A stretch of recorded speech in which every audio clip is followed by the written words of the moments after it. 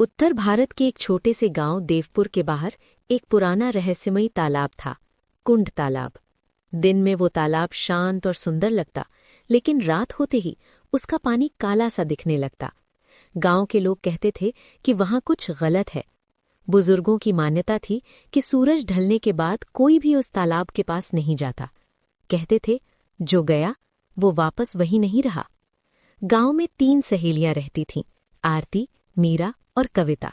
तीनों 16-17 साल की थीं, पढ़ाई में होशियार और बहादुर। आरती सबसे साहसी थी, मीरा शांत और समझदार, और कविता को रहस्यों से बहुत लगाव था। एक शाम स्कूल से लौटते समय कविता बोली, तुम दोनों ने सुना कुंड तालाब के बारे में लोग क्या क्या कहते हैं? आरती हंस पड़ी, अरे ये सब डराने के लिए बनाई हुई बातें हैं। मीरा थोड़ी चिंतित थी, पर दादी कहती हैं वहां रात को अजीब आवाजें आती हैं। कविता की आंखों में चमक थी, चलो ना आज शाम जाकर देखते हैं। मीरा ने मना किया, नहीं वहां जाना ठीक नहीं, लेकिन आरती और कविता ने उसे मना लिया। तालाब की पहली झलक। शाम ढलते ही तीनों चुपके से गांव से बाहर निकल गईं। कुंड तालाब तक पहुंचते पहुंचते अंधेरा घिर चुका था। तालाब के चारों ओर घने पेड़ थे, हवा चलने पर पत्तियां सरसराती थीं। पानी बिल्कुल स्थिर था, जैसे कोई सांस तक नहीं ले रहा हो। कविता ने मोबाइल से टॉर्च जलाई। रोशनी पानी पर पड़ी तो ऐसा लगा जैसे किसी ने अंदर से उसे निगल लिया हो। अचानक छपाक, तीनों चौंक गईं। आरती ने कहा, कोई मछली होगी, लेकिन फिर पानी के अंदर हलचल हुई, जैसे कुछ बड़ा हिल रहा हो। मीरा ने कहा, चलो वापस चलते हैं। उसी पल उन्हें किसी के चलने की आहट सुनाई दी। पेड़ों के पीछे एक सफेद परछाई दिखी। कविता ने डरते डरते आवाज दी, कौन है? कोई जवाब नहीं।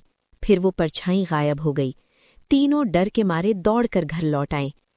अजीब घटनाओं की शुरुआत। उस रात से सब कुछ बदल गया।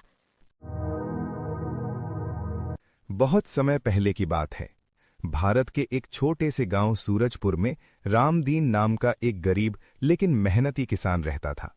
उसके पास जमीन बहुत कम थी, लेकिन दिल बहुत बड़ा था। रामदीन की सबसे बड़ी पूंजी उसकी ईमानदारी थी। गांव में हर कोई जानता था कि अगर रामदीन ने एक बार कुछ कह दिया तो वो पत्थर की लकीर होती है।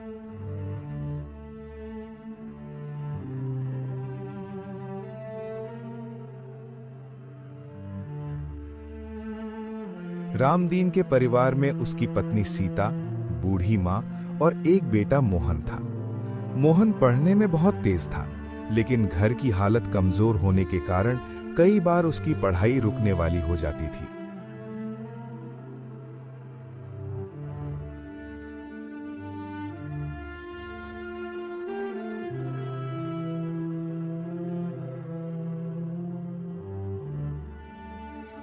उस साल गांव में भयंकर सूखा पड़ा। खेत सूख गए, कुएं खाली होने लगे और लोगों के चेहरे पर चिंता साफ दिखाई देने लगी। रामदीन की फसल भी पूरी तरह खराब हो गई। घर में अनाज मुश्किल से 2 हफ्ते का बचा था। सीता ने एक दिन चिंतित होकर कहा, अगर जल्द ही कुछ इंतजाम नहीं हुआ तो बच्चों को भूखा सोना पड़ेगा। रामदीन चुप रहा। वो जानता था कि हालात मुश्किल हैं, लेकिन गलत रास्ता अपनाना उसके संस्कारों के खिलाफ था। एक थैली का मिलना। एक दिन रामदीन खेत से लौट रहा था। रास्ते में उसे एक पेड़ के नीचे सोने चांदी के सिक्कों से भरी थैली मिली। वो थैली देखकर कोई भी लालच में पड़ जाता, लेकिन रामदीन रुक गया। उसने मन में सोचा, ये धन मेरा नहीं है, किसी की मेहनत की कमाई होगी। सीता को जब ये बात पता चली तो वो बोली, भगवान ने हमारी सुन ली है, इस धन से हम अपनी परेशानी दूर कर सकते हैं। रामदीन ने दृढ़ स्वर में कहा, नहीं सीता, ये धन हमारा नहीं है। अगर हमने इसे रख लिया तो ये चोरी होगी। गांव वालों की प्रतिक्रिया। रामदीन ने गांव में ढिंडोरा पिटवाया कि जिसे थैली खोई हो वो आकर पहचान बताए। कुछ लोग हंसने लगे, इतना बड़ा मौका कोई छोड़ता है क्या? कुछ ने ताना मारा, गरीब आदमी है इसलिए नाटक कर रहा है। लेकिन रामदीन अपने फैसले पर अडिग रहा। सच सामने आता है। तीसरे दिन गांव में एक व्यापारी हरिशंकर आया। उसकी आंखों में डर और बेचैनी थी। उसने थैली देखकर रोते हुए कहा, यही मेरी थैली है, इसमें मेरे जीवन की सारी पूंजी थी। उसने थैली की सही पहचान बताई। रामदीन ने बिना एक सिक्का लिए थैली लौटा दी। हरिशंकर भावुक होकर बोला, तुम चाहो तो आधा धन रख सकते थे। रामदीन मुस्कुराया, ईमानदारी का कोई दाम नहीं होता। ईमानदारी का फल। हरिशंकर इतना प्रभावित हुआ कि उसने रामदीन को अपने साथ शहर चलने का प्रस्ताव दिया।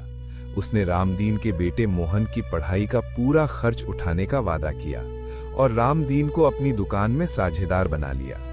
कुछ वर्षों में रामदीन की हालत बदल गई। उसका बेटा बड़ा अफसर बना। गांव में स्कूल और कुआं बनवाया गया। अंतिम सीख। एक दिन गांव के बच्चों ने रामदीन से पूछा, बाबा, अगर आप उस दिन थैली रख लेते तो क्या होता? रामदीन ने कहा, बेटा, बेईमानी से मिली दौलत थोड़े समय की होती है, लेकिन ईमानदारी का फल जीवन भर साथ देता है।